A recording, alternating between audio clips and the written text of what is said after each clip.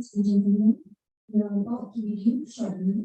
Please be seated and ensure the mobile phones are switched to the silent mode. Thank you.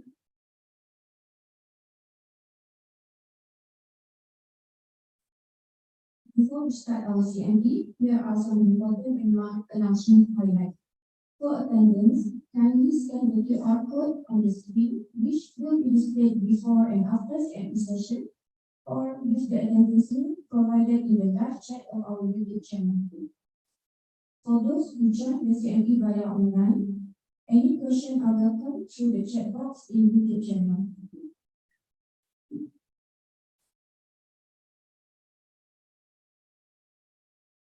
Assalamualaikum warahmatullahi wabarakatuh. A very good morning to our honorable guests. Yang berbahagia Datuk Dr. Abdul Haris bin Muhammad, Specialty Sector Director, Dr. Putri Nurfaya binti Muhammad Ismail, Deputy Hospital Director 1, Dr. Dr. Anas Fati bin Tengku Ahmad, Deputy Hospital Director 2, Dr. Nurhana binti Muhammad Fazil, Deputy Hospital Director 3, and Pranova binti Yaakob, Deputy Director of Management. Head of departments, specialists, medical officers, nurses, and the rest of HRT staff. First and foremost, I would like to thank everyone for allocating their time attending our CME session. I am Dr. Nurhana from Pediatric Surgical Department, will be your MC today. Without further ado, I would like to invite Dr. Pugan to present today's CME with the topic of AOR discharge in children, do we have an ethical standard? Please welcome.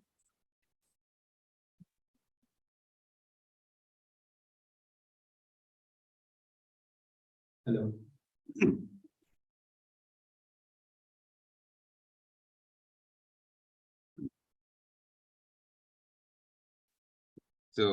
Thank you, Madam Chairperson.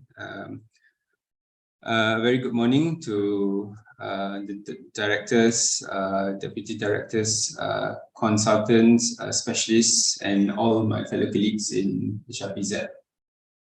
I'm Puvan from the Pediatric Department, and I'll be sharing on AOR discharges in children.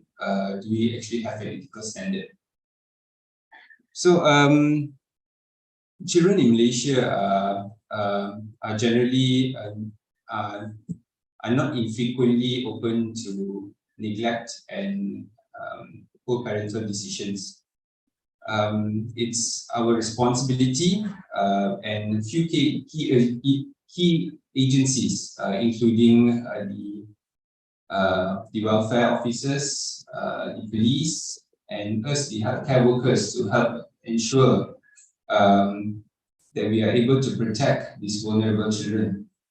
So children are generally very fragile. I think all of you know that, and they are unable to make their own decisions. And we are here to actually assist in making sure that parents make proper decisions in regards to children.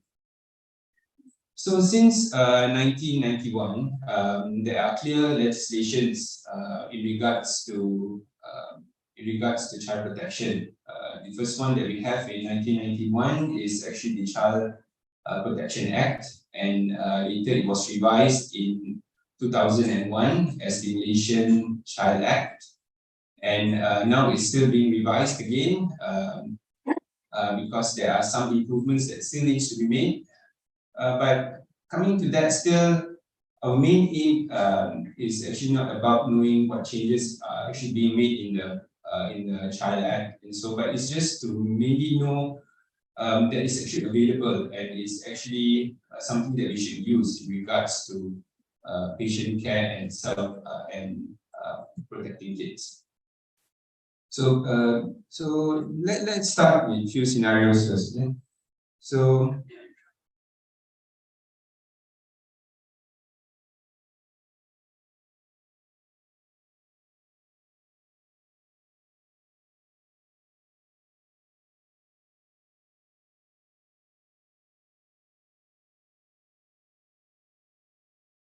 okay, so our first kid that I would like to share, a 3-year-old that actually presented with bruises, lethargy, in the ward was actually transfused, counts were actually optimized, presented with an HB of 4, platelets at single digit.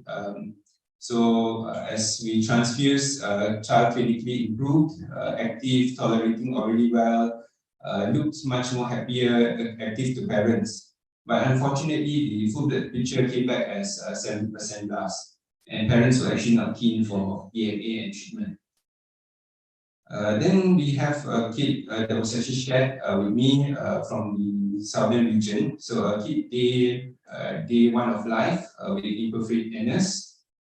Parents were not keen for intervention. Then our third kid, a very common scenario that we see in our districts and even in our wards as well. Kid day 5 of life requiring phototherapy. Parents have other kids at home and father needs to go to work, so there's a request for AOR. So I'll be going through all the 3 scenarios again, and we'll see how we could have actually improved and what we actually did in regards to approach these kids. So since 1847, medicine has been regarded to be very paternalistic, meaning that patients were actually unable to make their own decisions in regards to the nature of their medical care. But how is medicine now? So now medicine has changed a lot. Okay? So patients are making the best decisions for themselves. And most of the time, we as practicing physicians may not agree with what decisions that they have actually made. And they come up to us discussing treatment options, and some of them even go to the extent of bargaining treatment with us. I'm sure all of you will agree with that. So, having said all that, our main goal is always to balance the best treatment for our patients and to ensure that we set up a proper strategy in best interest for our kids. So, back to AOR. So, AOR is actually an acronym for at own risk. It's formally cited in medical literature as against medical advice. Also known as Dharma or Lama. Dharma meaning discharge against medical advice, and Lama meaning leave against medical advice. So what does that actually mean? Patients who actually leave the hospital before the treating physician recommends the need for discharge. So what's the local prevalence in regards to AOR? So there are very few data, and there are very few surveys that are actually available. And the ones that are available are actually quite old. So the one that we have here is from 1995 in hospital typing. They looked at the incidence of AOR, and there was about 2.1% of AOR discharges per year. And there's another one from the year 1981 to 1990. A 2-year period, a total of 890 patients who were actually AOR discharged, and the incidence amounts up to about 2% per year. So, how are we doing?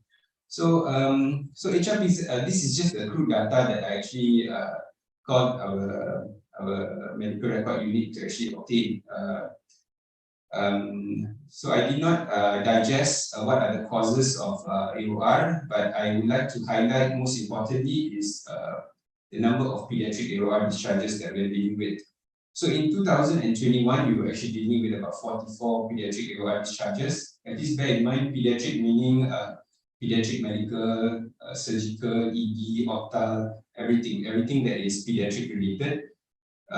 Then in 2022, we had about 83 pediatric AORs, that almost doubles the one in 2021.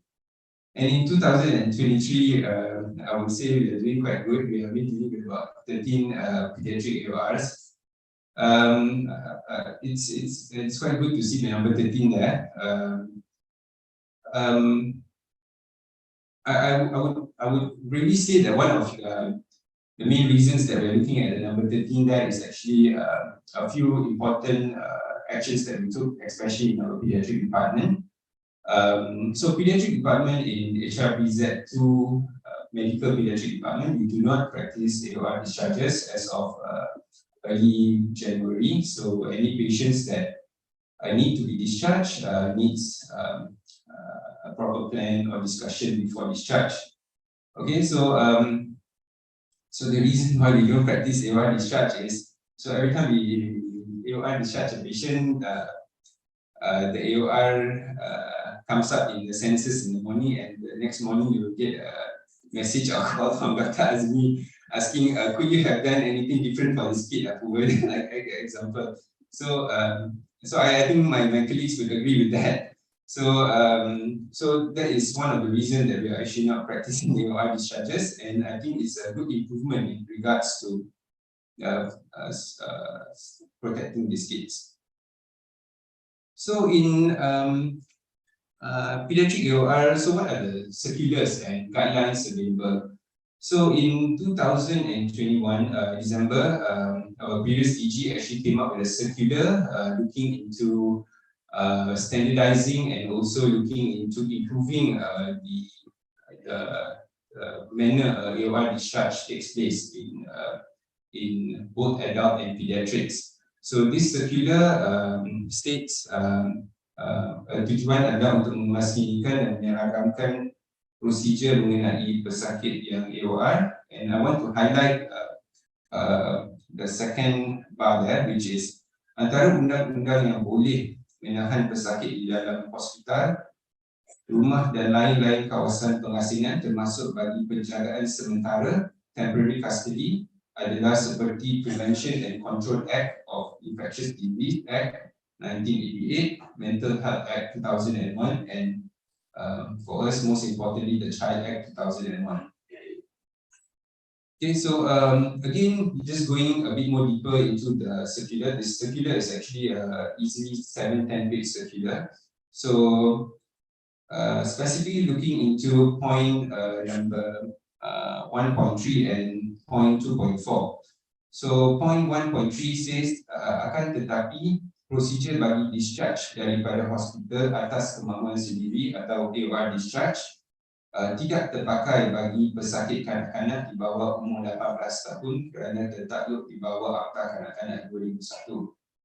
And point 2.4 says that di bawah Akta Kanak-kanak 2001, situasi at own risk discharge tidak dibenarkan, iaitu adalah salah di sisi undang-undang bagi pesakit kanak-kanak atau pesakit di bawah umur 18 tahun sekiranya ia akan menjejaskan kesihatan atau membahayakan nyawa kanak-kanak tersebut. Di bawah Akta Kanak-kanak 2001, ibu bapa dan penjaga juga tidak boleh menghalang dan menolak sebarang pemeriksaan atau rawatan yang perlu bagi kanak-kanak atau anak di bawah jagaan mereka. So I think it's quite clear what has been stated in this circular, and I think it's about time we actually consider the use of this circular and attempt to practice this in our daily practice. So since I'm already at the circular, I would like to complete everything in the circular because I think this can benefit our adult colleagues as well. So what do we do in an event of AOR discharge? So this is in the circular. So doktor perlu memberi nasihat tentang plan rawatan dan risiko, pastikan bukanlah kes penyakit berjangkit, bekalkan ubat yang mencukupi dan temu janji susulan, pesakit layak menerima sijil cuti tempoh rawatan pesakit dalam hospital, doktor dan hospital tidak bertanggungjawab secara medical-legal. So most of the time we are actually quite angry with AOR, so we just tend to ask the patient to go by themselves. So these are to an extent not proper. Okay, so what we would recommend is always try to follow the circular, give them proper treatment, give them proper medication, always try to organize a follow-up for them. So other things that look at in the roles of nurses and doctors in regards to AOR. So anggota kejururawatan perlu memastikan sebab dan alasan direkod, memastikan doktor dan pakar bertugas dimaklumkan. Pesakit yang tidak mahu menunggu, pastikan borang A diisi, rekod lengkap pemakluman destinasi dan risiko pesakit, ubat dibekalkan, surat rujukan dan temu janji diberi kepada pesakit. So doktor yang bertugas perlu tentukan sebab dan alasan dicatat, tentukan sesuai atau tidak discharge tersebut, jelaskan risiko, lengkapkan borang A, stabilkan pesakit tersebut sebelum discharge, ambulans disediakan kalau perlu, dan kita tidak bertanggungjawab atas perkara itu. Okay, so this is the AOR discharge form. So this AOR discharge form is very well known and can be used in all adult AOR discharges. But to be clear that if you use it in a pediatric setting, you can fill up 10 forms or so. It would not matter at the court of law because you are already against the Child Act. So what are the factors leading to AOR discharge in children? So in 2019, Khalil et al. Looked at reported few factors. First being feeling of recovery, childcare issues, financial constraints, work obligation, mistrust towards healthcare teams and centers, a belief in traditional medication. So again, in 2016, the ED team from UKM actually reported some of the other factors, including relief in symptoms, financial problems, living far away from the hospital, dissatisfaction with care and work obligation. So what are the consequences of AOR discharges? So what are the negative connotations that can actually happen? So there are actually higher risks of readmission of almost 80% within 2 weeks of discharge. We are dealing with increase in cost of healthcare providers, longer hospital stay, increase in mortality, and catastrophe secondary to the incomplete treatment that has been planned for the patient. So again, why is AOR discharge important in pediatrics? So I think you all are well aware about the Child Act, okay, but I think few important things that we still need to highlight is the vulnerability of children.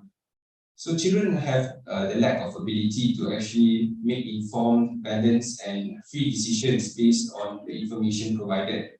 So the decision making and the autonomy in regards to treatment of these patients actually depends on their caregivers, meaning their parents. So parents actually make decisions out of love, out of care, but not all decisions made are correct and with something that we will agree on.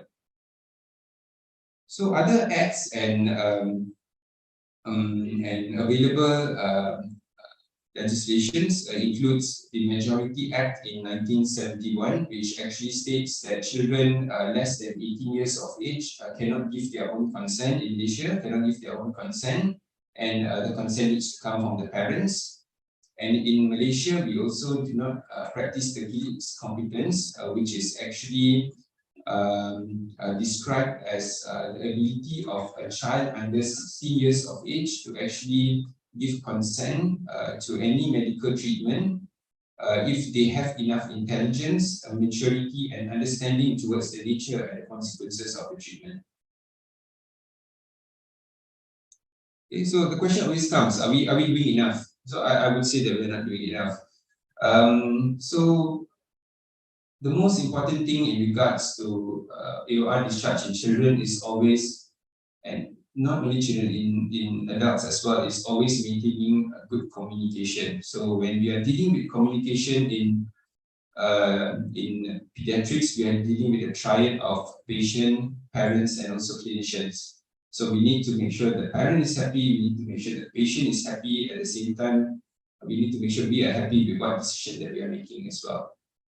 So highlighting the key agencies again, the welfare, the health, and police. So we should be able to use them more confidently with the Child Act available, and I think we should not hesitate in regards to the use of them. So we are still very ill prepared to manage AOR discharge in children, I would say.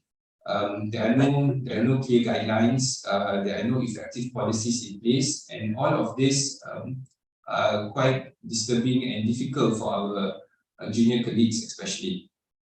So always keep in mind the best interest is always to meet the best interest of the child, not the parent. Also attempt to keep the interest of the parents, but the most important is always the child. Okay, I would like to share this good paper by Dr. Farisham and Dr. Shanti from our team in HUSM Pediatric Department. It's a very good paper which I actually use as a main guide in my presentation today. It was actually published in the midst of 2022, which the team in HUSM actually proposed a very well structured approach to pediatric AOR discharges. And I'm not too sure to an extent of how is it being practiced, but I would really want to share this with our team here today. So this is the flowchart that was proposed by the HUSM team. Okay, so I would like to look into the arm involving the good prognosis.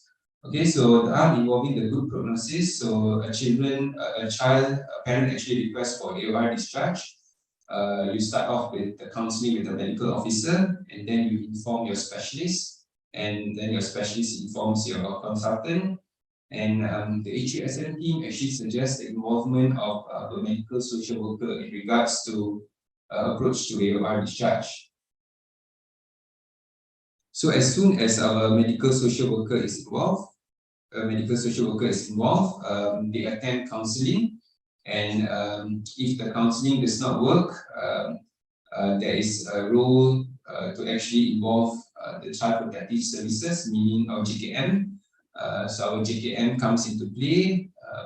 But JKM does not come into play and straight away be authoritative and use the Child Act. So JKM always starts off with all the very subtle things, meaning just simply counseling, just simply talking to parents, because most of the time when you're dealing with AOR, you're dealing with a lot of social issues, right? Loss of income, maybe childcare and all these things. So we always need to attempt to find solutions to hopefully assist the family to help prevent this AOR discharge. So when the child protectors are involved and they still insist on AOR discharge, and that's when you can actually consider child protectors taking legal action. Okay, so with that again, I would remind everyone that we have a laws in Malaysia in place with Child Act 2001. So another component looked on in regards to Child Act and also AOR discharge is the component of neglect. So neglect is actually a complex and a very subjective term and has very numbers of factors that actually influences and causes neglect. So it's defined as actually a failure to actually provide the necessity required for children's development. It can be either health development, psychological development, nutrition, learning, shelter, and even a safe living condition. So there are multiple factors, and I think it needs to be highlighted here on the element of neglect, because we might see a condition and might not even know that it's actually a component of neglect. So let's go back to our scenarios. So our first kid, 3-year-old kid, so parents refuse intervention. So ideally, we have a good team of doctors in our general ward that the Kanisa team actually took the family to HUSM, showed the family about the oncology ward, showed them on interventions, and also got parents involved. So these are all support groups, and these all generally help in easy decision making for parents, because they are very unsure at that point of time. So we are fortunate that they actually agreed for treatment, but however late it was, but they still agreed.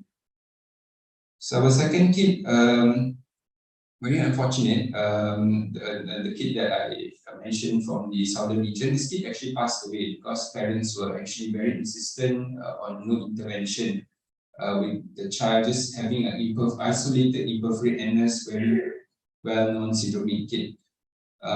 So we failed to convince the parents, and child protectors were actually involved, but they had limitations. So we need to understand child protectors are actually non-medical people. So whenever we involve a child protector, we need to explain to them what we plan to do, what is the consequence of every treatment that we plan to do. For them to just put down that sign is not easy. So it depends on how brave that person is as well.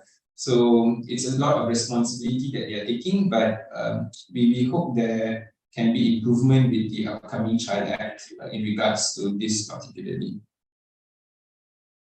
So our third case is quite straightforward. Child is requiring phototherapy. Mother wants to go back. Mother wants to take back the child. Don't want to leave the child alone in the ward. So we had to adapt in the situation. So we try to ensure that we create partnership with the parents, and we actually give a isolation room with the baby and the mother and the other sibling to stay in the room.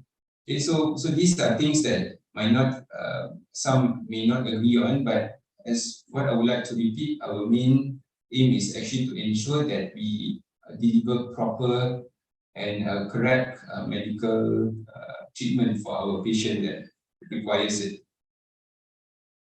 Okay, so with that, I would like to conclude. So child protection and AOR discharges actually is a very collaborative effort, and decision making for AOR discharge is not easy. We need to get key agencies involved, especially our welfare officers.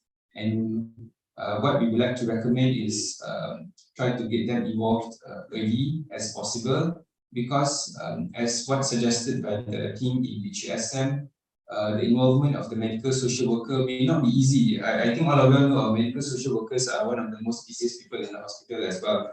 So you want to call them for every AOR is not easy. So I think using our child protectors is something that we should consider. And we should also ensure proper communication, ensure sharing of information is consistent, ensure proper documentation, mainly to avoid any litigation, and avoid stigmatization overall, because as all of you know, discharge summary will be written AOR discharge from hospital JD, come to hospital HRPZ. So then after we tend to stigmatize this patient only AOR discharge. So this is something that we should try to avoid. Because most importantly, the patient requires our care and our assistance at the point of time. So my main intention of the talk today is actually to empower medical professionals and to make sure that they possess the knowledge on the availability of the Child Act, and let them know the importance of child's right and also safeguarding procedures in Malaysia. So do we have any proper SOPs? I would say we do not. So do we actually have an ethical standard? I would still say we do not.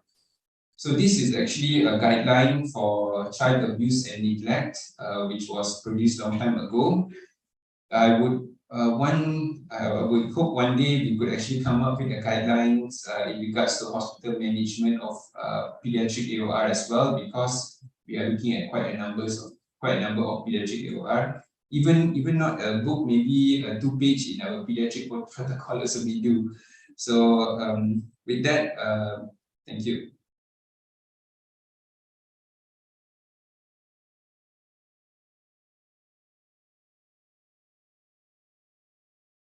Thank you, Dr. Freeman, for the very good and informative presentation. Now we are open for any question or opinion from any members of the floor.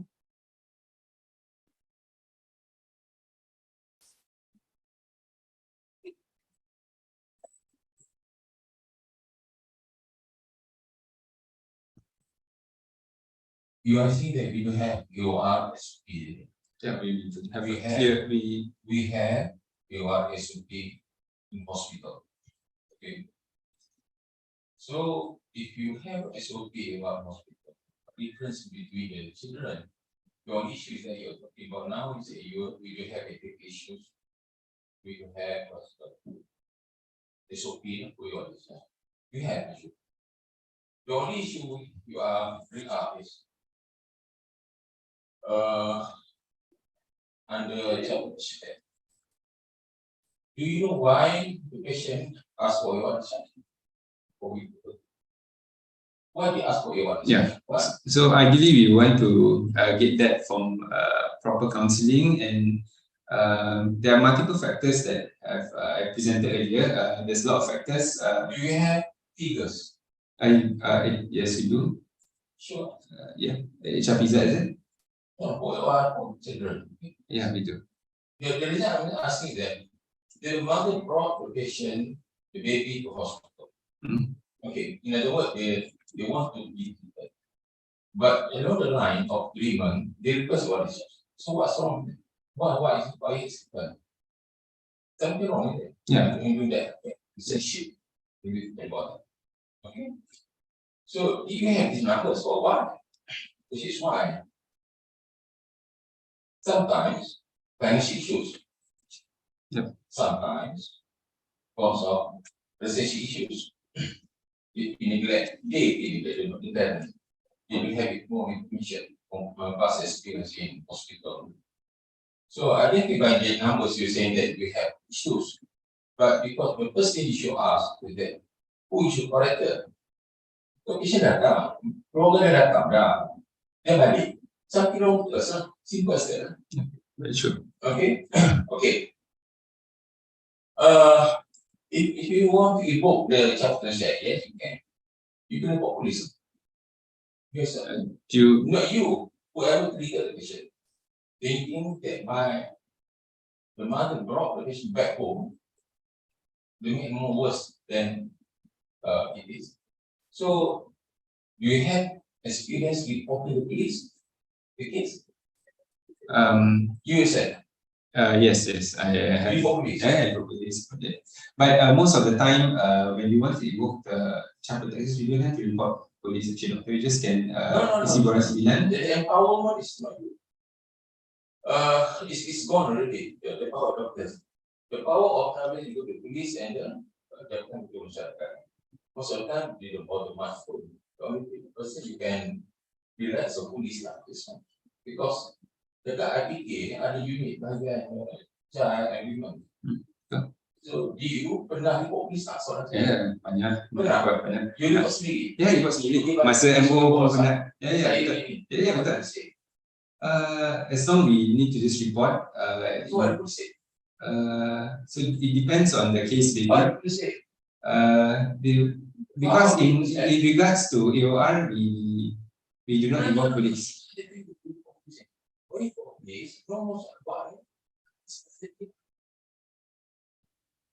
When you involve police, it becomes police case already.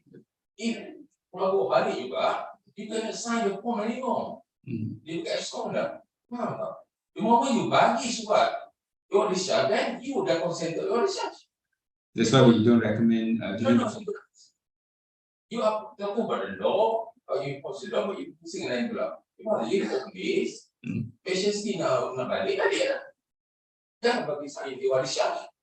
Oh, then you forget to police. That's wrong. So make it like an abscond case instead. Yes, simple as that. It's okay.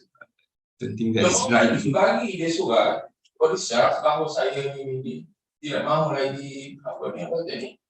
Terus kalau saya faham, mesti you explain that these consequences, the issue of abscond is not anymore. So kalau betul-betul nak invoke the child protection act, you invoke police, yang mereka dia report dia again. Tengok dia. Then you got statistic dan ada pusat buat kerja. Simple lah. Kalau you play around this, kiamat jadi. Seriously. We design the AOR discharge is to protect the medical practitioner. No, that's wrong. That's why we are. They still go back to you. Yang God, dia tak faham. Yeah, maybe let Dr. Kanisa speak. She has a lot of experience in regards to AOR. Saya tadi saya. Jadi memang isu ni banyak ni saya banyak. For everyone's information, dari segi rawatan kanak-kanak kita digovern oleh Child Act 2001 with amendment in 2016. So apakah clause daripada Child Act yang cakap parents cannot refuse if a medical officer or perwatan nak check anak dia? No, cannot refuse admission or cannot refuse being treatment. So that itself but that clause itself is considered a medical neglect kalau parents refuse. So maknanya isu ni dari segi discharge ni bukan saja berlaku daripada pesakit yang dah masuk dan minta discharge awal, tetapi juga at the level of AME. When you first meet the parents at the AME, so they don't want to be admitted to this ward. So kat situ dah start, or at the level of KK, or at the level of hospital okay. So what we apa isu dia sekarang, kita dah we have actually discussed it at the JKMK level. We have discussed it at our department level, but we can't come to a conclusion. Why? Because in that pathway yang HSO pakai itu, dia punya social worker is empowered. Dia punya JKM is empowered. Kita empower JKM, Jabatan Kebajikan Masyarakat, as a child protector. Tapi adakah mereka mengambil tanggungjawab itu, sanggup mengambil tanggungjawab itu untuk protect our children? The answer is no. Not at the moment. So saya dan tim saya masih lagi discussing dengan JKM. Please, this is the problem, because if you just discharge the child prematurely, there's so many complications that in fact you will see in case number 2 that results in mortality. Which is sad because this is our job to protect the children. So apa yang kalau saya tanya adakah kita ada SOP, kita ada SOP tapi kita is not well written. So this is actually yang macam Dr. Fuku mencakap tadi, our guidelines for hospital management of child abuse and neglect, it was written by Datuk Ahmad Singh and colleague in 2009, and Alhamdulillah, I'm fortunate enough to go for the revision, the national revision, which will happen in Malacca in July this year, to revise this, not only covering all the abuse and neglect, but also in terms of AOR discharge. So insyaAllah nanti bila dah dapat new revised guidelines, jadi kita akan pulang dengan kita update everyone regarding what happens if the children wants to atau parents wants to AOR, dan apa dia punya consequences. And hopefully by that time kita boleh empower our JKM to take up this job in protecting our children. Terima kasih.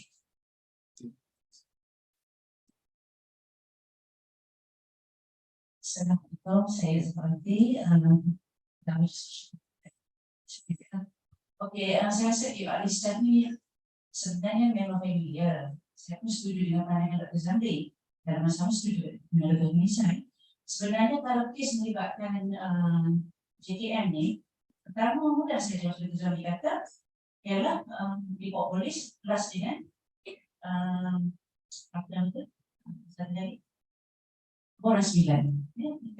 Kebiasaannya untuk Alisa PhD akan kepada kami. Ada juga, tapi saya tahun lepas pun jangan mungkin satu kes saja yang kata 13 saya tak pasti mana, tapi untuk kita dari social worker tak banyak. Sebab ada kes saja. Dan kebiasaannya pegawai sosial itu dia akan interview keluarga, dapat maklumat, dan biasanya dia akan pastikan apa isu. Sekarang melibatkan isu ke online, itu tak ada masalah, kita boleh bantu. Kita ada banyak punca-punca. Kebanyakannya adalah melibatkan isu-isu tiada menjaga anak-anak di rumah lah. Itulah isu-isu dia. Dan biasanya kita akan inform balik pada doktor apa hasil daripada siasatan kami. Dan kita suruh balik doktor. Sekiranya doktor rasa keperluan untuk report kepada polis, kita suruh balik. Dan isi Boras 9, kita akan maklum pada JKM. Itu cara. Saya rasa kalau pandang sendiri lah, punya cara doktor tadi, sebenarnya lebih kepada perbincangan dulu. Sebab sangat susah untuk kita dapatkan perwaktan. Betul, sangat betul. Saya rasa betul kembali pandang doktor tadi lah. Mungkin empower dekat JKM tu, dia hanya fokus kepada passion di SN sahaja. Kami ni dekat SMP saya berkata, satu Kelantan, bukan setakat saja, malah melibatkan semua kes kita dengan cover. So kita tengoklah. Kalau merasa ada keperluan untuk refer pada JKM, kita refer, tetapi saya tak berperas nilai. Report polis dulu. Sebab kami tak report polis, jika kata kami, Boras 9 adalah, tapi polis tak buat. So sebenarnya jangan. Saya rasa lebih fokus perbincangan, ambil pihak JKM, jelaskan, dan kita tak ada masalah dengan orang lah. Saya tak kenal ada baik selalu JKST lah. Seorang milik sudah betul lah sekali dalam JKM. JKM saya tak kenal masalah itu, sebab itu bukan cara yang baik. Saya rasa itu juga dalam pendapat tadi. Betul. Memang kalau boleh memang kita nak cuba settlekan dengan discussion. Tapi most of the time AOR discharge yang kita deal with di bahagian hospital ini, most of the time at consultant level kita dah boleh settle dah. So jarang kita libatkan social worker dengan child protector pada masa ni. Tapi kalau sampai ke tahap macam case nombor 2 tu, masa tu mungkin kita perlu libatkan respective departments. Tambah sikit. AI also dalam definasi challenging also of AI, say physical. Semua yang saya tidak berasa setuju, kita banyak sangat dah buat SOP guideline. Tapi come to the practicality, banyak benda yang kita tak ikut. Then we go saya fikir around last Thursday, dia jump to BIT dekat KT. Kalau ikutkan tu, I'm telling you, for last 6 tahun saya duduk rantai ni, satu pun tak ada. Ini tu dah lama kan. Maksudnya dia can give cost of death at the KK level, most of the time kami mudah. Dia buat polis buat apa semua. That's simple. For whatever reason. Whatever excuses dia buat. So kalau you nak tunggu pembicaraan dekat DPN, guideline, but at the end of the day, the question is that okay, what's the functional password? What's it password? Even our jenis kita functional password tulis. Kalau you beritahu DPN pun, dia dalam masyarakat pun, kalau tak fokus, dia buat. So you must make principle. Then the first starting point, if you think that the time can be neglected or getting worse, you already said the first thing. Also, I can't be my understanding that kalau tu tak involve awal-awal, you cakap apa pun, dia dah disimak balik dah. So, if you tulis data, dia akan datang dengan the team dia, then you dah dapat lain dah sikit.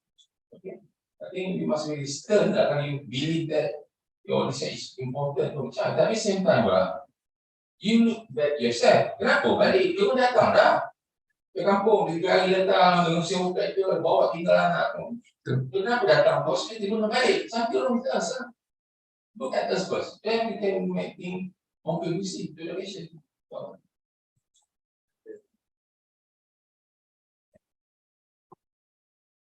I disagree dengan dia.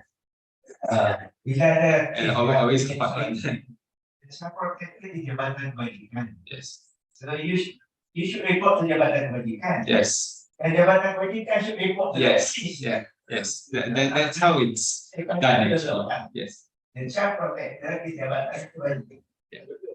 So if we have some issue with the child, then we should report to Jabatan Kebajikan. Yeah. And then we have done our duty. Yes. Yes. Very true. We have done our duty. Macam kes nombor 2 tadi ya. Very sad. Very sad. Whether you have reported to Jabatan Kebajikan. Yeah. They were all involved. Yes. Police is also involved. Our responsibility is pasal ini kan kita dah buat kan. Okay. Nanti sini. DPN tak bagi bisa dia tak ada, hari minggu tak ada, malam tak ada. Tentu masalah DKM, tapi dalam that act itu set up correctly. The child protector di Jabatan Kebajikan. Ya betul. Tapi kalau lah Jabatan Kebajikan cannot act kan, dia don't have enough power, they don't have the power. Then they should report to the police. They should report to the police. Yep. Okay. Can you show me the slide of what to do?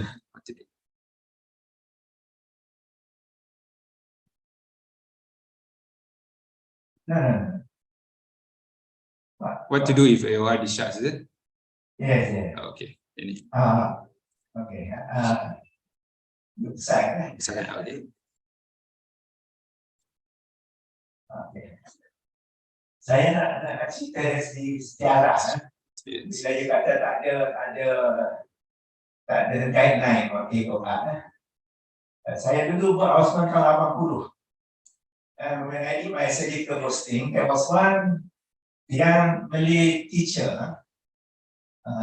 She was affected with perforated appendix and peritonitis. And my MO asked me to take the consent for the surgery. Tapi being a housewife, maybe a wife or somebody, dia kata, saya setuju dengan pembedahan ni, tapi saya kena tunggu suami saya dulu. Sebab suami is the head of the family. I cannot go against my husband.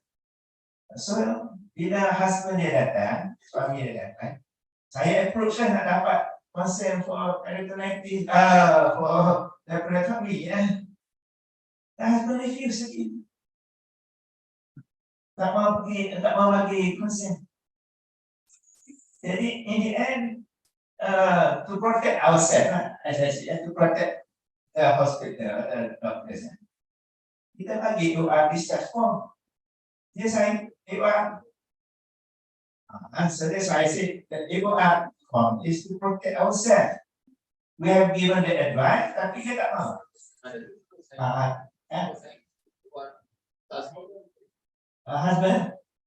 Husband sign AOR discharge.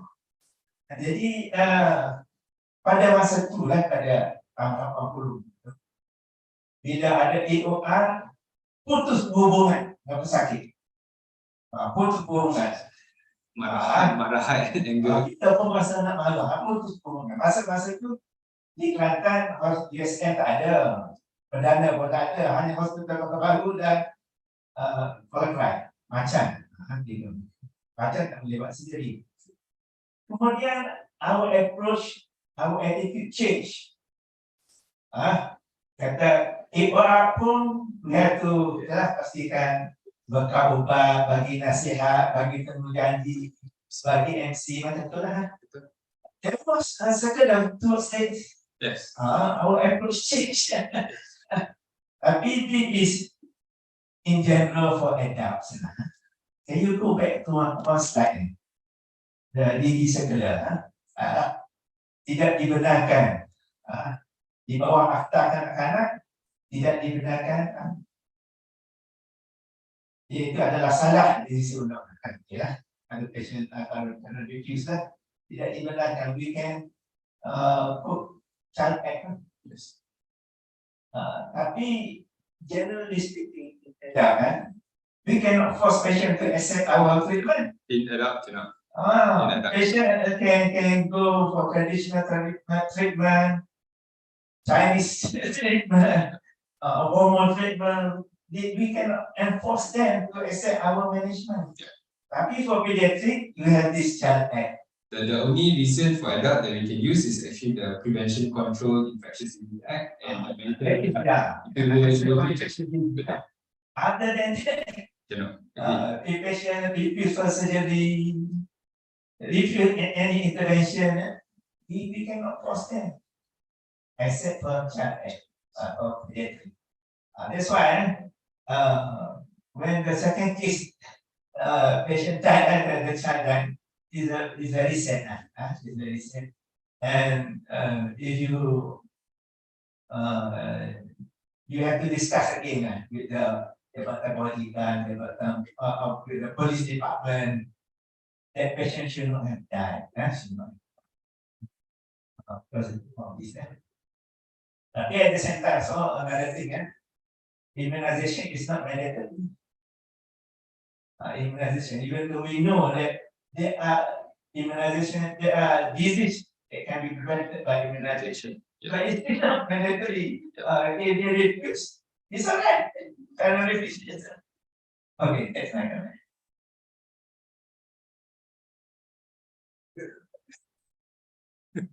Saya rasa saya ingat Jonathan had similar experience. Cuma satu ya untuk doktor kat sini for adult, the consent should taken from the patient.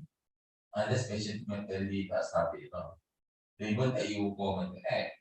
Kalau wife ataupun ayah dia tak nak, anak yang science wrong. Because unless you proven that ayah itu dementia dan sebagainya, but the consent is on the patient. Dia tahu bahawa is macam this, dia tahu operation, tapi husband bagi. Then sambil dengan Caesar, we have no issue with the BTL, hasposubuhan, pengobatan dan sebagainya. Macam. Tapi if the adult patient consented, dia tahu apa prosedur, dia bersangka wajib. Not the payment. Not it's wrong. Sebab dia akan twist balik. Bahawa you tak tanya saya, passport saya you know right. Even kalau kita tengok HIV case pun kalau ada orang ada couple positif, kita tak tahu dia dah couple unless for 2 minggu kan sekarang. Kami ada.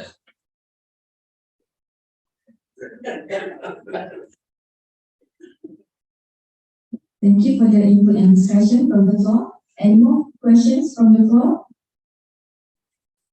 If there is no more question, I would like to invite Dr. Nurhana binti Muhammad Fazil to deliver the certificate of appreciation to our respected today's CME presenters. Please welcome.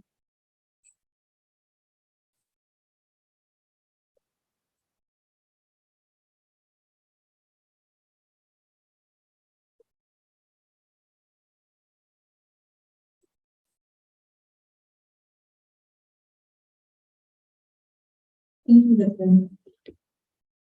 With that, we have come to the end of today's CME session.